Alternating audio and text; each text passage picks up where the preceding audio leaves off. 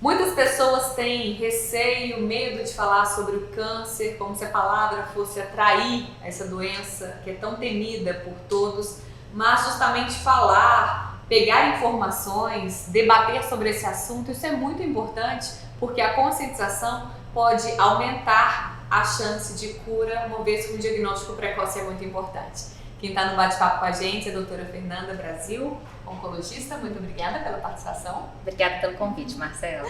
E também está comigo, como sempre, aqui o Valdemar Rauch, do Grupo Rauch. Muito obrigada, Valdemar. Muito obrigado, Marcela. Obrigado pela presença, Fernanda.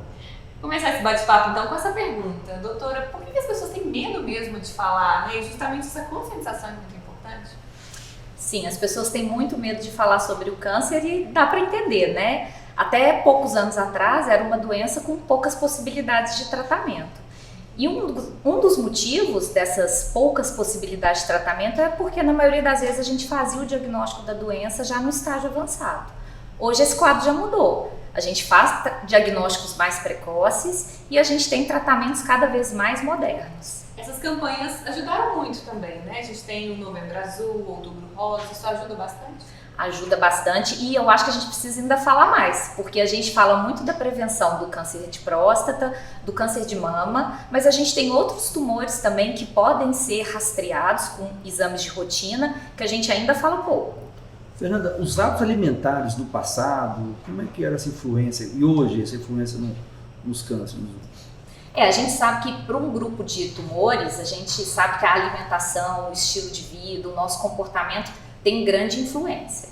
Então, nos dias de hoje, com o estilo de vida que a população tem na grande maioria, a gente está percebendo um aumento no número desses casos. Então, praticar atividade física, ter uma alimentação adequada, fazer os exames de rotina, tudo isso é muito importante para controlar esses fatores de risco. Mas tem essa questão do comportamento, por exemplo, algum tipo de câncer era mais comum, hoje não é tão comum mais, outro tipo aumentou. O que a gente consegue trazer dessa informação? A gente sabe que os cânceres relacionados à obesidade, por exemplo, estão aumentando a incidência, o número de casos novos. E quais são? Por exemplo, o câncer de mama nas mulheres na pós-menopausa, o câncer de ovário, o câncer de pâncreas, os cânceres de colo retal. Todos esses tumores têm relação com a obesidade e a gente vê um número crescente do número de casos novos. E a gente percebe mudança como uma diminuição das pessoas que fumam.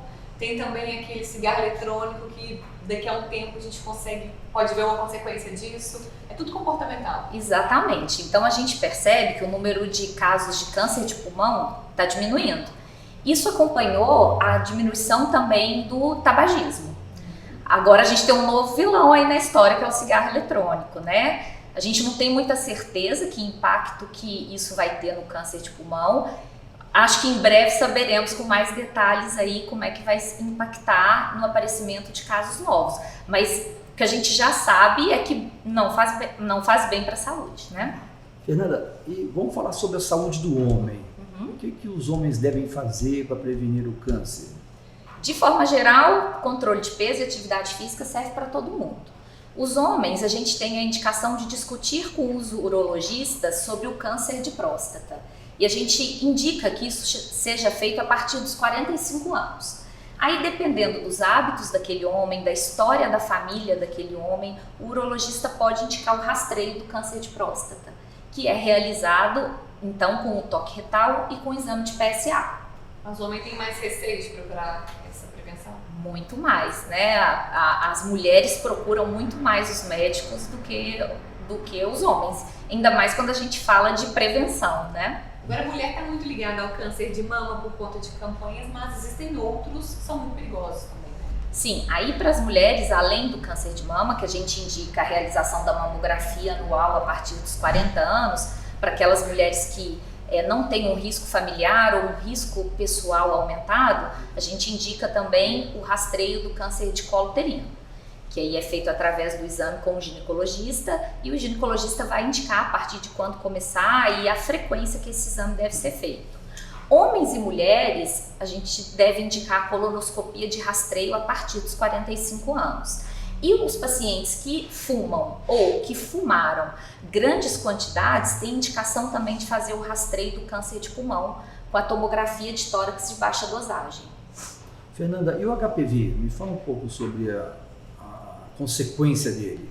A gente já conhece aí que o HPV está muito relacionado ao câncer de colo do útero. Isso aí a gente sempre escuta falar. Mas a gente tem que lembrar também que existem outros tumores que podem estar associados. Tumor de canal anal, tumor de pênis nos homens, de vulva, de vagina nas mulheres e até de orofaringe.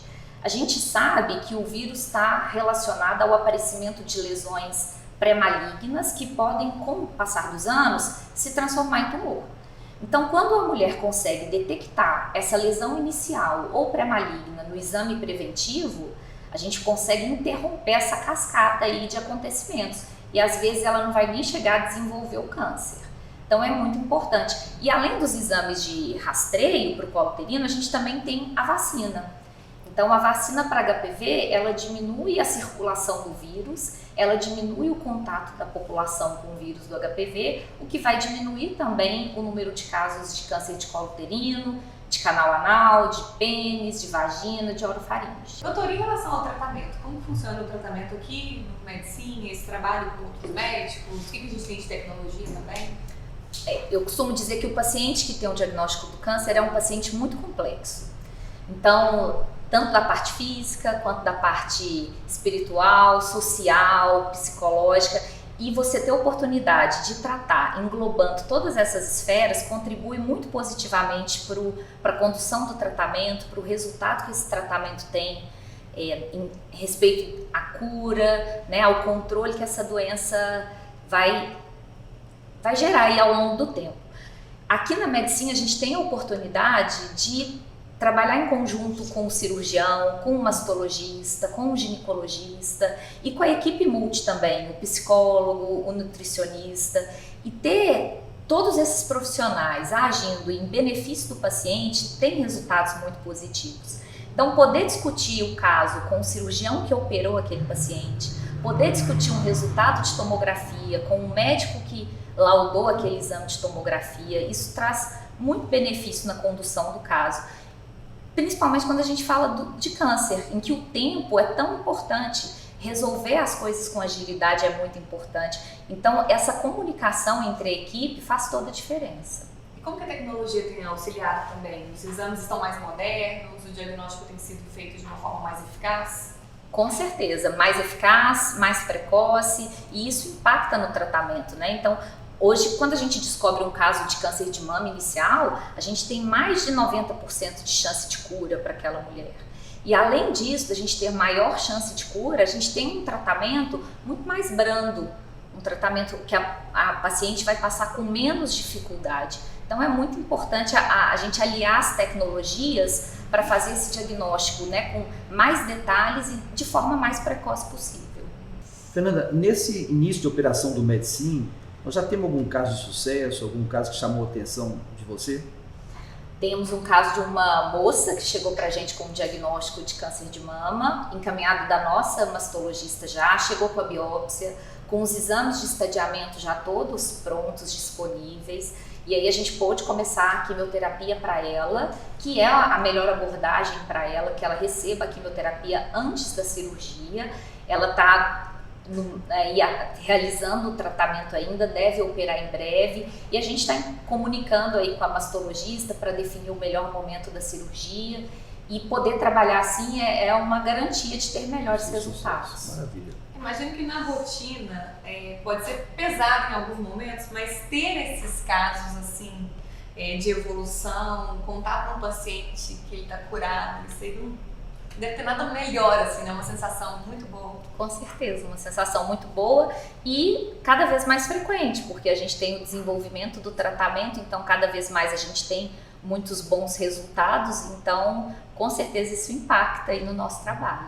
Doutora, então essa mudança de hábito de consumo, estilo de vida, isso tem impactado em relação aos números de cânceres? A gente pode trazer, por exemplo, câncer de intestino, câncer de estômago, como é que está essa situação?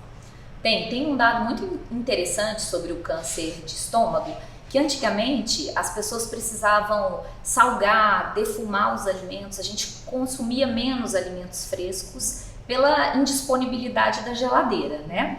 E aí hoje a geladeira está presente em praticamente todas as casas, então a gente consegue consumir mais alimentos frescos. Então, com o passar do tempo, a gente vê um número uma redução no número de casos novos de câncer de intestino, exatamente por esse consumo aumentado dos alimentos frescos. Aqui nesse quadro a gente conversa, né, Valdemar, assim, com vários profissionais. Quando a gente vê alguém que é da casa, que é da cidade, que foi para fora, voltou, isso é muito legal, né? Você tá perto e colaborar com a sua cidade. Conta da sua trajetória pra gente. Então, eu sou nascida em Divinópolis, morei aqui até os meus 16 anos e aí saí para estudar. Me formei no Rio de Janeiro, fiz a minha formação em oncologia em Belo Horizonte e retornei para Divinópolis para atender aqui. Minha família é toda daqui e eu tenho muita satisfação em exercer o meu trabalho aqui e poder contribuir para a cidade e poder estar perto de pessoas que eu amo. E como é que você consegue enxergar assim, o futuro aqui para a cidade, né? A tecnologia que você buscou fora, os profissionais cada vez mais capacitados aqui no Medicine também, na cidade, na região, isso é legal também, né?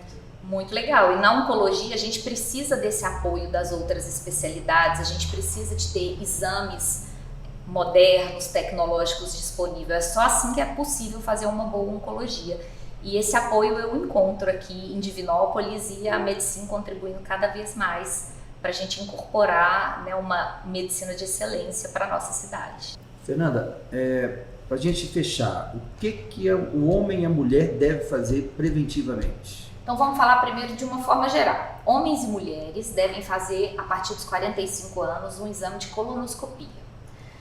Os homens, além da colonoscopia, devem fazer também uma consulta com um urologista para discutir sobre o rastreio do câncer de próstata. Isso a partir dos 45 anos.